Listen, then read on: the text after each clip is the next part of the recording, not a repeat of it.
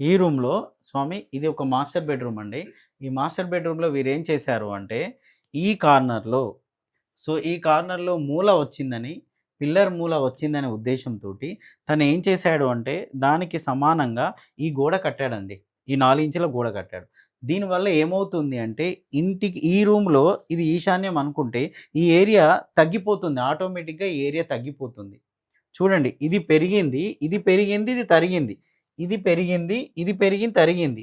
So, ఇలా చేయడానికి వీల్లేదు. మరి కొంతమంది అతన్ని అడిగాను నేను.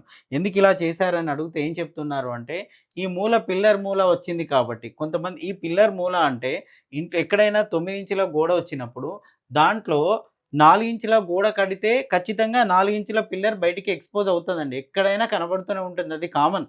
ఒకవేళ 9 ఇంచులకు 9 ఇంచులు కడితే కనబడదు. కానీ ఇంటర్నల్‌గా ఎప్పుడు కూడా మనం 4 ఇంచెస్ వాల్సే పార్టిషన్ వాల్స్‌గా వాడుతూ ఉంటాం.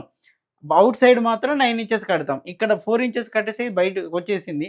దీని గురించి అతిగా ఆలోచించాల్సిన అవసరం లేదు. ఇదేదో కోణం వచ్చేసి మనం తలకు తగులుతుంది, ఇది నెగెటివ్ క్రియేట్ చేస్తుంది అనుకోవడానికి వీలు లేదు. కానీ పిల్లర్ మొత్తం ఓపెన్‌గా ఉంటే నెగెటివ్ అండి. ఎందుకు 4 ఇంచుల గోడ తీసుకుంది కదా! ఈ పిల్లర్‌లో ఐరన్ రాడ్స్ ఉంటాయి. ఈ సిమెంట్ ఉండే ఇది నెగెటివ్ ఎనర్జీని బయటికి ఇస్తూనే ఉంటుంది. కానీ ఈ పిల్లర్‌కు ఎప్పుడైతే ఈ గోడ కట్టారో ఇటుకలతో ఉందో దీంట్లో నుంచి వచ్చిన నెగెటివ్ ఎనర్జీ ఇటుకలు తీసుకుంటాయి. అందుకే కదా ఇటుకలతో గోడలు కట్టే ఉద్దేశము, మట్టితో గోడలు కట్టే ఉద్దేశ్యం ఏందంటే దీంట్లో ఉన్న ఐరన్ రాడ్స్ బయటికి రిలీజ్ చేసే నెగెటివ్ ఎనర్జీని ఈ గోడలు తీసుకుంటాయి కాబట్టి గోడ కట్టాలి. వీరు గోడ కట్టారు. సో, దీంట్లో నుంచి వచ్చే నెగెటివ్ ఎనర్జీ గోడ తీసుకుంది. దానికి ఆలోచించే అవసరం లేదు. సో, ఈ కోణం ఇట్లా ఉందని దీన్ని కట్ చేయడం గాని, దీనికి ఇట్లా గోడ కట్టడం గాని, ఇలాంటివి చేయడం వల్ల నెగటివిటీ పెరుగుతుందే తప్ప తగ్గదు గాక తగ్గదు. సో, ఇది చేయడం వల్ల అలా ఇతనేం చేశాడు మళ్ళీ ఈ రూమ్‌లో కూడా చూడండి. ఇది కట్ అయిపోయిందండి. ఇది పెరిగింది, ఇది పెరిగింది, ఇది తరిగింది. అంటే ఈ రూమ్‌లో వాయువ్యం అనేది తరిగిపోయింది స్వామి. సో, ఇవి పెట్టుకోవాల్సిన అవసరం లేదు. ఇలా 4 ఇంచులు బయటికొచ్చినంత మాత్రాన దాంతో వచ్చే నెగటివిటీ లేదు.